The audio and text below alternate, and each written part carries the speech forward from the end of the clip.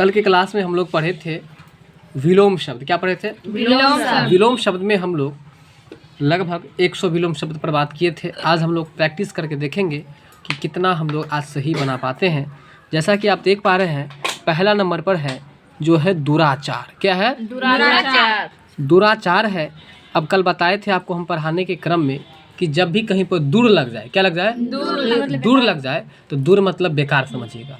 गांव घर में अगर गाली भी देता है तो क्या कहता है, कैसे कहता है, ये कल हम बता दिए थे, है कि नहीं? तो इसलिए दूर मतलब समझिए कि खराब वाला बात समझ लीजिए। इसलिए दुराचार और उसका विलोम पूछ रहा था, क्या हो जाएगा? सदाचार। तो दुराचार मतलब समझिए कि खराब आचार। आचार मतलब होता है आचरण, व्यवहार। आचरण मतलब आचरण या व्यवहार होता है। तो दुराचार का विलोम क्या हो जाएगा? सदाचार। और स्व मतलब अच्छा होता है। स्व मतलब क्या होता है? अच्छा। अब चलिए, अब है जरा एक क्वेश्चन हट के पढ़ते हैं, पूछते हैं, अत्याचार का संधि विच्छेद क्या होगा? अतिज और आचार। अतिज और आचार। तो इसको याद रखिएगा। अगला प्रश्न है कि जीवन का विलोम क्या होगा? मरण। जीवन का विलोम क्या होगा? अब इसको आप लोग मोस्ट भी लेकर के चलिए। क्यों? क्योंकि जीवन का विलोम मृत्यु भी लोग मार सकते हैं। मार सकता है कि नहीं मार सकता है? तो इसलिए आप लोग जीवन का निधन भी दे सकते हैं। क्या दे सकते हैं कि नहीं? जीवन का पतन भी दे सकते थे, क्योंकि सबका अर्थ लगभग में एक ही है, विलोम ही जा रहा है, विलोम ही जा रहा है। लेकिन हकीकत में जीवन का जो होगा वो क्या होगा? मरण होगा। ठीक है, तो जन्म का मृत्यु होगा। बिल्कुल, अगर हम मृत्यु की बात करें तो किसका विलोम होगा? जन्म का होगा। किसका होगा? जन्म का होगा। ठीक है, पतन का जो हो जाएगा आपको उद्भव हो जाएगा या उत्थान होगा। बिल्कुल, पतन का विलोम क्या होगा? उत्थान होगा। पतन का विलोम क्या होगा?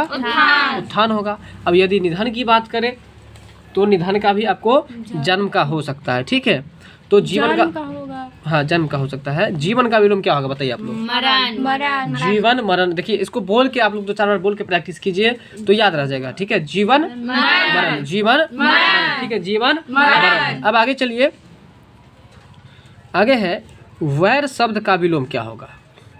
ठीक है, वैर शब्द का विलोम क्या होगा? देखिए, वैर का मतलब क्या होता है समझ लीजिए। वैर का मतलब होता है आपको विरोधी। जैसे अगर आपको जख्म हुआ है और आप मान के चलिए जो है सो दूध पी लीजिए, जख्म का क्या होगा? घाव और बढ़ जाएगा ना। यानी कि वह आपको नहीं पीना चाहिए था, यानी कि वह आपका विरोधी था।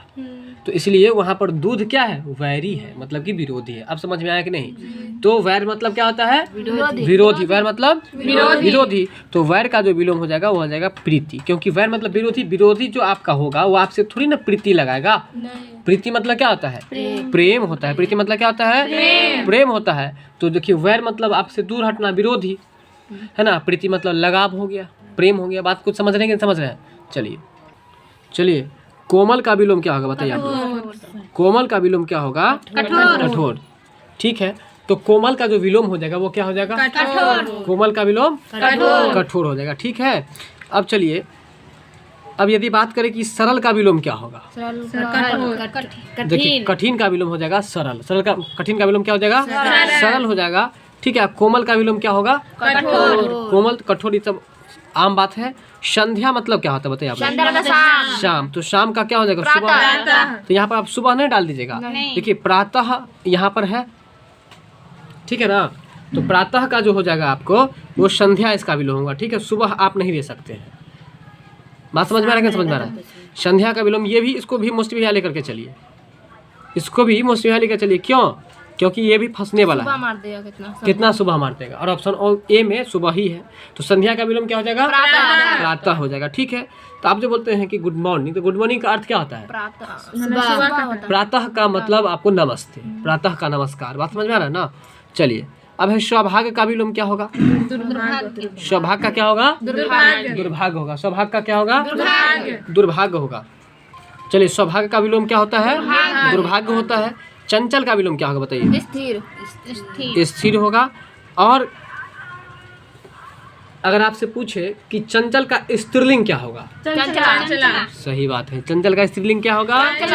जो आप लोगों में पूछा हुआ था ये वाला प्रश्न मैट्रिक में। ठीक है, सब मार दिया था इसका आंसर चंचली। मैट्रिक वाला के छले, इंटर वाला में था चंचली मार दिया था सब।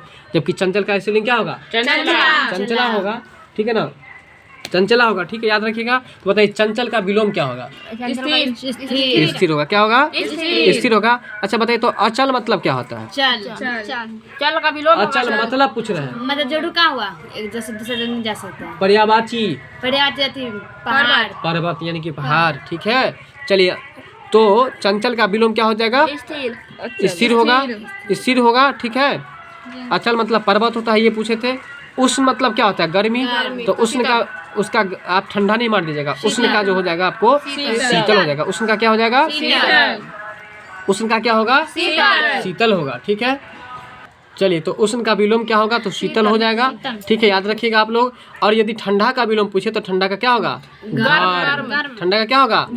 गर्म होगा, ठीक है।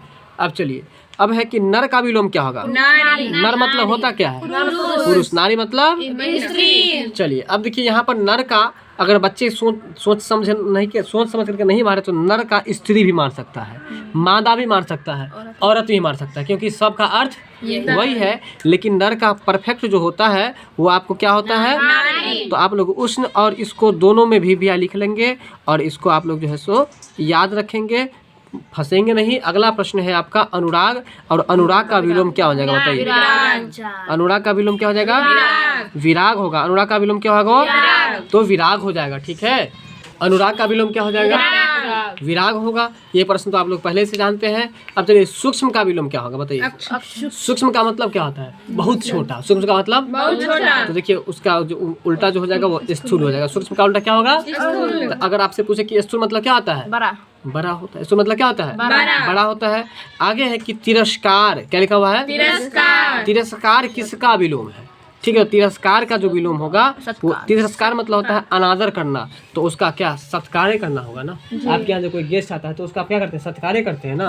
बात समझ में आ रहा है? तो तिरस्कार का विलोम क्या होगा? सत्कार। तिरस्कार का विलोम क्या होगा? सत्कार होगा, यानी कि इज्जत करना, आदर करना। बात समझ में आ रहा है? तिरस्कार मतलब तिरस्कार का मतलब अनादर करना, अनादर करना, ठीक है। चलिए अब आपका अगला प्रश्न है कृतज्ञ। कृतज्ञ का विलोम क्या होता है बताइए? कृतज्ञ का विलोम हम कल बताए थे कि कृतज्ञ मतलब जो आपका उपकार माने उसे कृतज्ञ कहते हैं, जो आपका उपकार नहीं माने उसे हम लोग कृतज्ञ कहते हैं, ठीक है। तो बताइए कृतज्ञ का विलोम क्या होगा? कृतज्ञ होगा। चलिए पूर्ववर्ती, पूर्व मतलब क्या होता है? पहले, है ना। जो पहले हुआ हो पूर्ववर्ती, जो बाद में हुआ वो परवर्ती। बात समझ में आया? देखिए यहाँ पर पूर्ववर्ती का उल्टा उत्तरवर्ती भी रह सकता है, वो भी सही हो सकता है, और परवर्ती भी हो सकता है। बात समझ में आ रहा है? ठीक है, तो याद रखिए कि परवर्ती का जो विलोम होगा वो क्या? पूर्ववर्ती का विलोम जो होगा वो क्या होगा? परवर्ती होगा, ठीक है। ठीक है, अब है उत्कर्ष। उत्कर्ष मतलब क्या होता है बताइए पहले आप लोग? उत्कर्ष का मतलब उठना, विकास होना। तो उत्कर्ष का विलोम क्या होगा? अपकर्ष होगा। क्या होगा? अपकर्ष होगा। बात समझ में आ रहा है? चलिए जातीय का विलोम क्या होगा? जातीय का विलोम हो जाएगा विजातीय। जातीय का विलोम क्या होगा? विजातीय। जातीय का विलोम क्या होगा? विजातीय होगा। बात समझ में आ रहा है? जातीय का विलोम क्या होगा? विजातीय होगा, ठीक है। अगला है आपको अनुग्रह, और अनुग्रह का विलोम क्या होगा बताइए? अनुग्रह का जो हो जाएगा आपको, देखिए संधि का विग्रह होता है। ये जो विग्रह है वो किसका होता है? संधि मतलब होता है मिलन, विग्रह मतलब टूटना। कल के क्लास में पढ़ाए थे। संधि का होता है विग्रह, लेकिन अनुग्रह का जो हो जाता है वो होता है दुराग्रह। अनुग्रह का क्या होता है? अनुग्रह का जातीय का, उत्कर्ष का अपकर्ष, ठीक है। पूर्ववर्ती का पूर्ववर्ती का परवर्ती होगा, ठीक है। चलिए आगे है। चलिए तो अनुग्रह का विलोम क्या होगा? दुराग्रह होगा। शपूत का विलोम क्या होगा? कपूत। सपूत का विलोम क्या होगा? कपूत होगा, ठीक है। अब आगे चलिए सदाचार का विलोम क्या होगा? दुराचार। सदाचार का विलोम क्या होगा? दुराचार होगा, ठीक है। चलिए तो सफल का विलोम क्या होगा बताइए आप लोग? सफल का विलोम हो जाएगा असफल। सफल का विलोम क्या होगा? असफल हो जाएगा, ठीक है। अब चलिए अंधकार का विलोम क्या होगा? प्रकाश। इस समय तो आप लोग फंसने वाले नहीं है। अंत का विलोम क्या होगा? आदि का अनंत। देखिए इसमें फंसने वाला है बच्चा, इसमें आरंभ मान सकता है, क्योंकि अंत मतलब होता है खत्म और आरंभ मतलब होता है शुरुआत। बताइए अंत का विलोम क्या होगा? अंत का विलोम क्या होगा? आदि होगा। चलिए अब आपका अगला प्रश्न है कि कथनीय का विलोम क्या होगा बताइए? कथनीय का विलोम जो हो जाएगा अकथनीय। क्या हो जाएगा? अकथनीय हो जाएगा। फिर अब आगे चलिए लिखा है ईश्वर, और ईश्वर शब्द का जो विलोम होगा वो क्या होगा? अनिश्वर हो जाएगा। ईश्वर शब्द का जो विलोम होगा वो क्या होगा? अनिश्वर हो जाएगा। ईश्वर शब्द का विलोम क्या होगा? अनिश्वर हो जाएगा।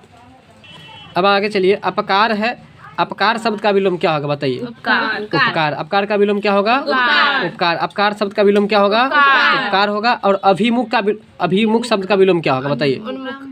इसका हो जाएगा आपको प्रांगमुख होगा। क्या होगा? प्रांगमुख। नया। चलिए अब आपका यहाँ पर है अभिमुख का जो विलोम दिया हुआ जो कि गलत है, इसका जो सही आंसर हो जाएगा वो आपको सम्मुख होगा। क्या होगा? सम्मुख हो। अभिमुख शब्द का विलोम क्या होगा? तो सम्मुख हो जाएगा। फिर आगे चलिए, उत्पत्ति शब्द जो है, कौन शब्द? उत्पत्ति शब्द का उचित विलोम शब्द क्या होगा? ठीक है, उत्पत्ति का जो हो जाएगा वो आपको विनाश होगा। उत्पत्ति का उचित विलोम शब्द क्या होगा? विनाश हो जाएगा। ठीक है, उत्पत्ति शब्द का उचित विलोम शब्द क्या होगा? विनाश होगा। अब चलिए आगे, जड़ का विलोम क्या होगा? जड़ का जो विलोम होगा वो आपको चेतन हो जाएगा। जड़ का विलोम क्या हो जाएगा? चेतन हो जाएगा। ठीक है, उत्पत्ति शब्द का उचित विलोम क्या होगा? विनाश होगा। और जड़ का विलोम क्या होगा? चेतन हो जाएगा। अब आगे चलिए, कृष्ण शब्द का विलोम क्या होगा बताइए? अच्छा आप लोग बताइए तो पांचाली का पर्यायवाची क्या होगा? कृष्ण होगा। द्रौपद सुता। ठीक है, पांचाली होगा। ठीक है, कृष्ण सौरंध्रा। चलिए तो कृष्ण का विलोम क्या? शुक्ल हो जाएगा। जैसे आप देखते होंगे पंचांग वगैरह में रहता है कृष्ण पक्ष का उल्टा शुक्ल पक्ष। ठीक है, तो बताइए जय का विलोम क्या होगा? कल पढ़ाए थे। पराजय। आस्तिक का विलोम बताइए तो आस्तिक किसे कहते हैं? जो भगवान पर विश्वास करे उसे आस्तिक कहते हैं, और जो भगवान विश्वास नहीं करे उसे हम लोग नास्तिक कहते हैं। ठीक है, तो आप लोग कमेंट्स करके बताइएगा कि कितना प्रश्न आपको सही हुआ। Thanks for watching. मिलते हैं हम लोग नेक्स्ट वीडियो में।